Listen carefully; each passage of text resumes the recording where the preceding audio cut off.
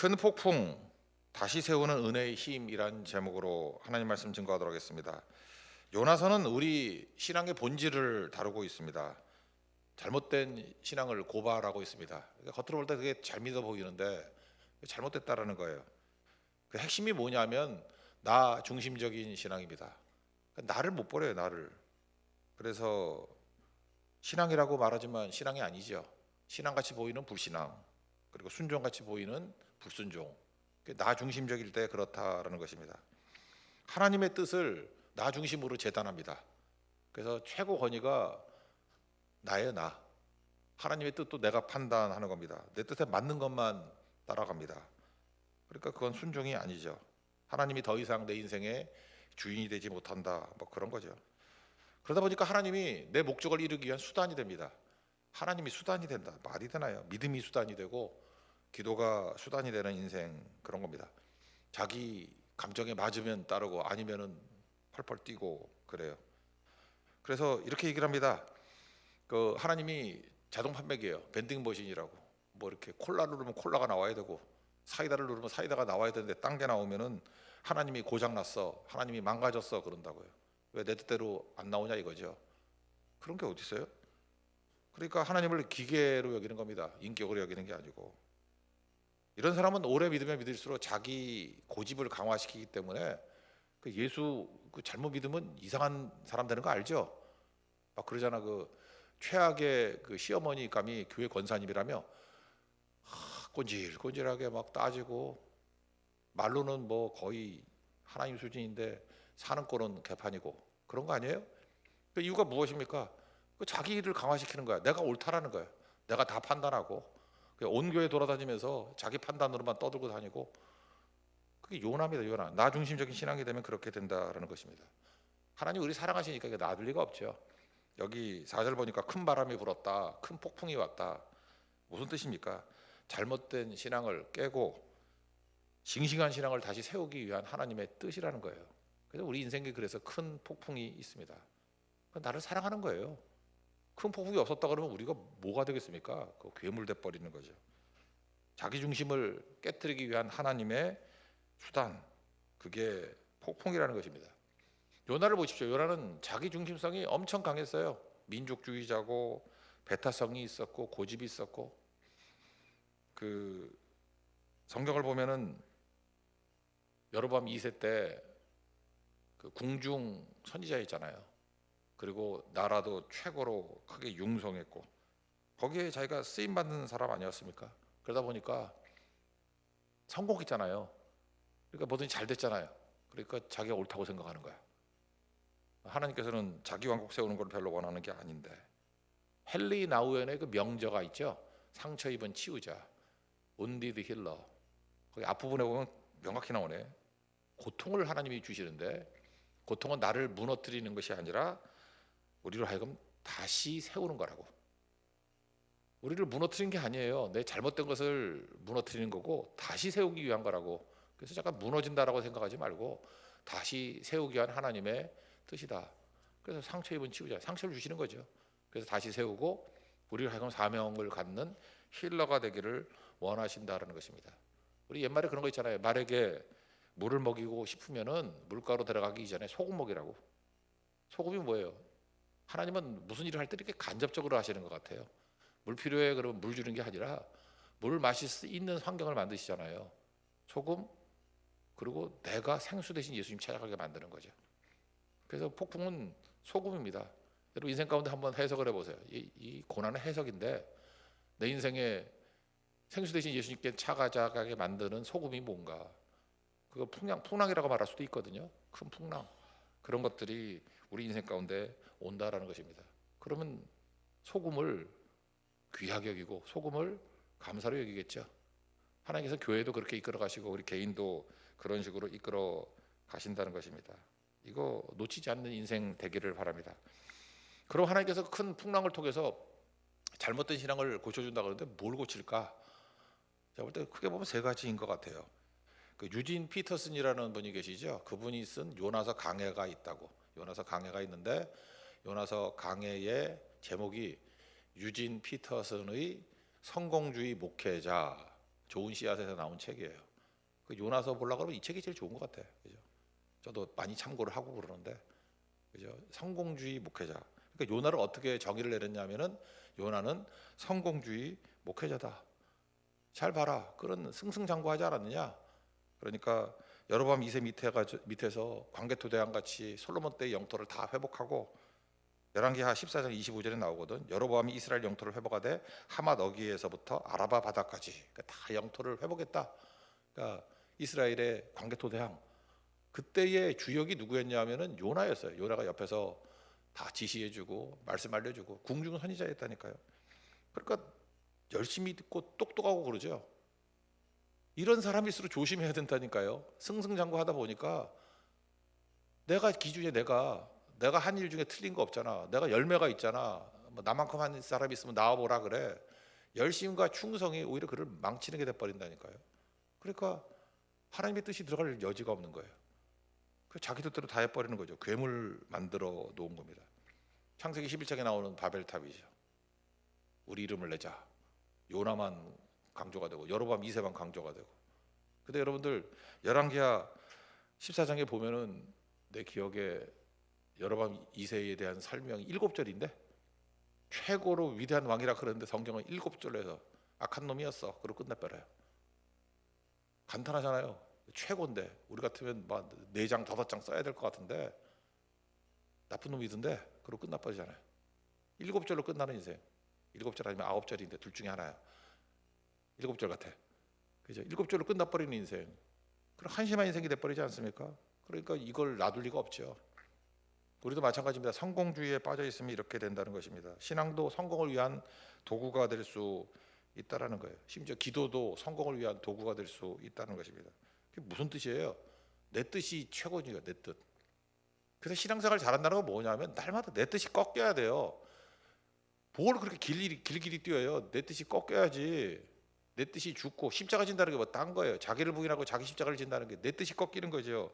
내 뜻이 무덤에 들어가야 된다고. 그래야 우리 영혼이 산다고요. 내 뜻이 죽어야 된다고. 자기 뜻이 살아있는 사람의 특징이 뭐냐면 항상 날뛰고 폭력적이고 극렬한 반응을 보이고 그래요. 그게 뭐예요? 바벨탑이거든. 바벨탑 무너지는 소리가 들려야 된다는 것입니다. 그래서 유진 피터슨은 그런 얘기를 해요. 요나서를 통해서 우리 모든 사람들 무너져야 될 것들이 있다라는 거예요. 이거 무너져야 하나님의 뜻이 온전하게 쓰임받는 거룩한 종이 될 수 있다. 그렇게 말하고 있습니다. 신명기 4장 7절을 보면 우리가 기도할 때마다 우리에게 가까이 하시는 하나님, 이런 표현이 있어요. 기도는 하나님께 가까이 가는 거거든요. 근데 기도가 수단이 될 때 기도를 백날 해봐요. 하나님께 가까워지지 않습니다. 그래서 무너지는 거죠. 어제도 제가 말씀드렸지만 사랑하면은 변화되는 게 뭐죠? 아깝지가 않다고. 그죠? 돈도 아깝지 않고 시간도 아깝지 않고. 근데 아깝다라는 거 뭐예요? 내 바벨탑이 있다는 거예요. 나 중심이라는 거예요. 뭐든지 아까워. 인색하고. 그래서 성공주의 목회자에서, 그러니까 우리 모든 성도죠. 성공주의 성도에서 하나님의 사랑과 하나님을 신뢰하는 사람으로 변화되기를 원하는 거예요. 무너져야죠. 그러면 정말 기쁨으로 신앙생활할 수 있습니다. 그게 목적이라는 거예요. 두 번째 무너질 게 뭐냐? 순종같이 보이는 불순종. 이거 깨져야 된다는 것입니다. 다시스로 가죠. 다시스로. 니느웨로 가라는데 동쪽으로 가는데 서쪽으로 가버리잖아요. 스페인으로 가잖아요. 이라크로 가랬더니 스페인으로 가잖아요. 하나님의 종이라면 이러면 됩니까? 가라면 가라는 대로 가야지. 근데 갈 곳을 내가 선택하는 거예요. 참 이게 문제거든. 카톨릭이나 뭐 옛날 감리교, 요즘엔 감리교는 그렇지도 않던데 목회자들 사역지도 이렇게 알아서 보내거든요. 파송하듯이. 어디가 내가부터 그 나쁜 것만은 아니에요. 그러니까 국가에서도 외교관들 파송하잖아. 너 어느 나라 가 그래서 또 오지도 가고. 제가 볼 때 외교관들 순서가 그렇더라고. 그 선진국에 한 번, 그다음에 본국에 한 번, 그다음에 오지 한 번. 근데 중요한 건 첫 번째 가는 임지가 되게 중요해. 첫 번째 뭐 미국이나 일본이나 영국이나 뭐 이렇게 유엔이나 이런 데 가는 사람은 잘 나가는 인생들이야. 첫 번째가 중요해. 그렇지만 다 돌아요. 이렇게 보내는 데 가잖아요. 근데 우리가 뭐 잘났다고 내가 원하는 거 하겠대 맨날. 우리는 장기판의 돌이거든. 왜 우리를 결정하려고 그래요? 보내시는 거 가죠. 근데 자기가 좋은 곳 갈라 그러니까 문제가 되죠. 교회의 약화도 그겁니다. 사역자들이 그냥 편한 곳, 좋은 곳, 요즘에 좋아하는 게 어떤지 알아요? 큰 교회 부목사야. 그러면 어디서 담임 목사로 불러간대. 또 그렇게 데려가는 교회들도 한심하고, 아니 어떤 난관과 어려움을 이겨낼 수 있는 그 영적 야성 있는 사람들이 가야 교회가 변화되고 그러는 거 아닌가? 그렇게 이렇게 평탄한 길만 간 사람들 거기서 무슨 인물이 나와? 그러니까 별것도 아닌 일에 팍팍 쓰러지고 깨지고 그러는 거지. 잡초 같은 능력이 어디서 나오는 건데요? 하나님과의 승부에서 나오는 건데.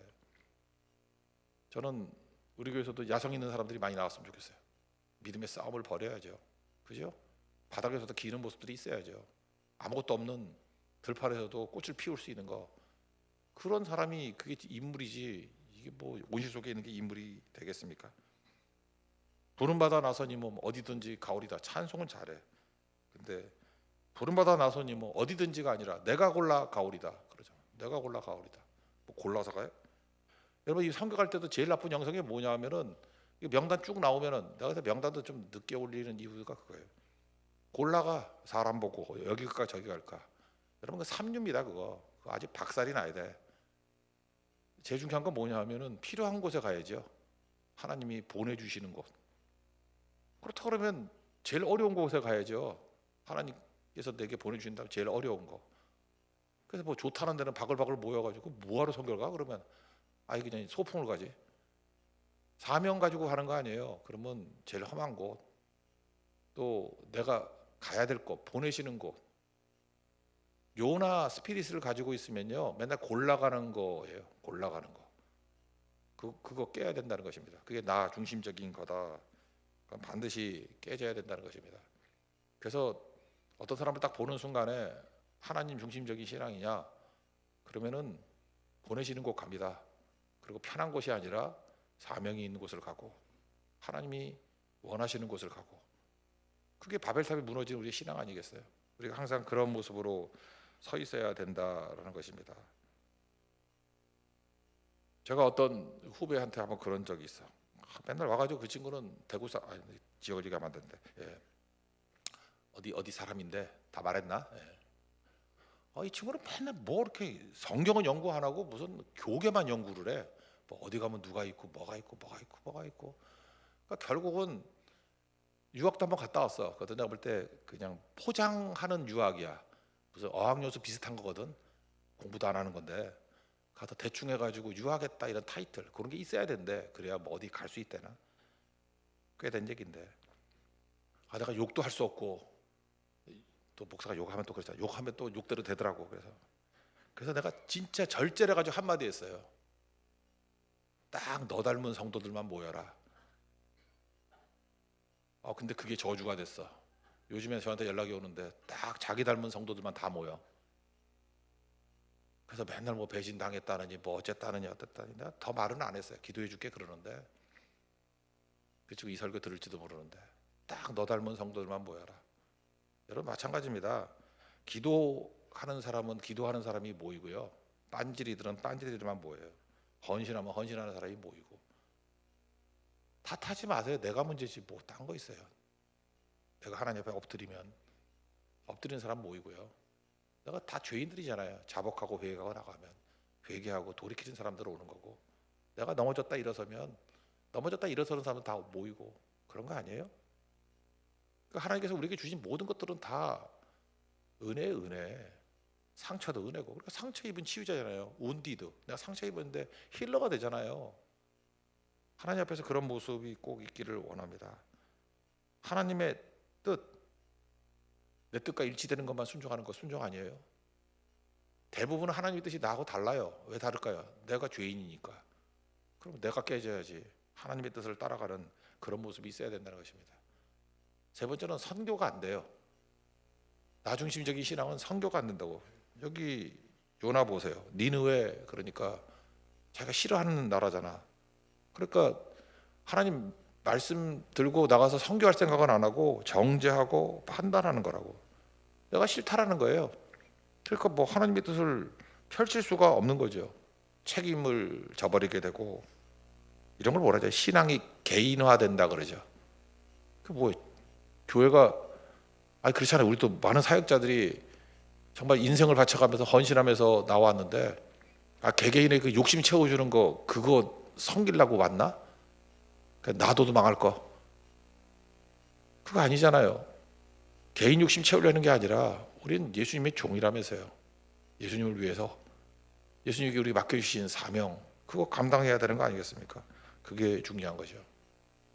그래서 예수님께서 제일 원하시는 게 뭐냐 하면은 백성들을 위로하라. 이사야 40장 나오잖아. 위로하라, 위로하라. 내 백성을 위로하라. 그 핸델의 메시아에도 나오잖아. 위로하라. 컴포트. 그죠? 이렇게 위로해 주라. 그리고 가서 복음 증거하라고. 예수님이 위로자가 되시고 우리를 일으켜 세워 주시는 거 아니겠습니까? 그래야 되는 거죠. 여러분 특징이 있어요. 자기중심적인 사람의 특징은 뭐냐 하면은 불편해. 가끔마다 그런 거 있죠. 남편은 되게 잘생겼는데 여자는 되게 안 생겼어. 그러면 이상하죠. 이렇게 잘생긴 남자가 왜 저런 여자하고 결혼을 했나?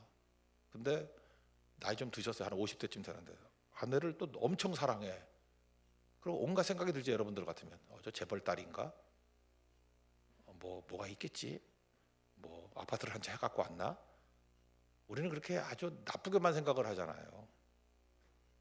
근데 실제로 이렇게 목회자니까 좀 가까이 가서 볼 수 있지 않습니까? 남자는 잘생겼는데 여자는 꽝이야. 근데 그 여자의 특징이 뭐냐면요, 자기 중심성이 다 깨져 있어. 그래서 그 여자분하고 있으면은 편해요. 불편하지가 않아. 사람은요 불편하면 떠납니다. 그리고 편하면 머물러요. 아니 얼굴 보고 그거 뭐 1년이나 가나 얼굴이. 엄마가 그러잖아. 엄마가 예뻐서 좋아요? 엄마라서 좋은 거지. 엄마는 사랑하고 편한 거 아닌가? 여러분 이제 나이 들어서 외모에 더 승부 안 걸어도 돼요. 그냥 나올 때 그냥 빨간색 루즈나 바르고 나오면 돼. 뭐 그게 그거야. 다 아줌마가 아줌마지 뭐. 편한 아줌마 돼야 돼요. 누가 편하냐? 자기 중심이 깨진 사람이야.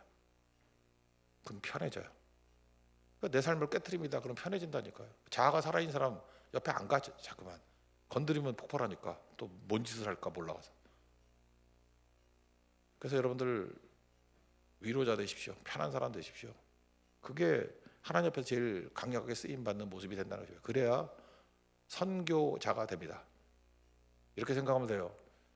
이번 선교할 때도 어떤 분들은 좀 조심스러운 사람이 있어요. 어떤 사람이 자기 팀에 온다 그러니까 목사님 기도 많이 해야겠어요. 왜냐하면 엄청 예민한 자매거든. 말 한마디 잘못해도 힘들고 뭘 잘못하면 뭐가 튀어나와. 그래서 제가 기도하는 게 그래요. 그냥 설교로만 할게요. 아마 설교 들을 거예요. 편한 사람 되십시오. 그럴 때는 딴 거 아니에요. 편한 사람이 되는 게 내가 죽으면 돼. 내 감정이 죽고 내 판단이 죽고 그러면은 편해질걸. 그러면서 많은 사람들이 와서 밥도 먹자 그러고 생각보다 되게 편하네. 그러면 나중에는 불러서 가는 사람이 된다라는 것입니다. 목적은 뭐예요? 우리 사명 감당하기 위해서 필요한 게 선교 사명 감당하는 요나 같은 성격 갖고 선교가 되냐고. 하나님이 시키는 일이 자기 뜻과 맞을 때만 하니. 우리 교회가 선교하는 교회라 그러잖아요. 선교하는 교회가 되기 위해서는 무조건입니다. 나 중심이 깨져야 되고 자아 중심적인 신앙이 깨질 때 쓰임 받을 수 있다라는 것입니다. 어떤 일을 하느냐보다 중요한 것은 내가 누구 인생에 붙들린 바 되느냐, 그게 더 중요한 것입니다. 뭘 하는 게 뭐 중요해요? 예수님 손에 붙들린 바 되면 예수님의 일을 합니다. 우리 모든 성도들이 예수님 손에 붙들린 바 된 하나님의 거룩한 종 되기를 축원합니다. 그러면 능히 쓰임받고 어떤 난간도 주님 손에 붙들림 받았다는 게 뭐예요? 주님이 동행하신다는 뜻이죠. 동행하면 언제나 승리할 수 있다는 것입니다. 사명 다 이룰 수 있는 하나님의 거룩한 종 되기를 축원합니다.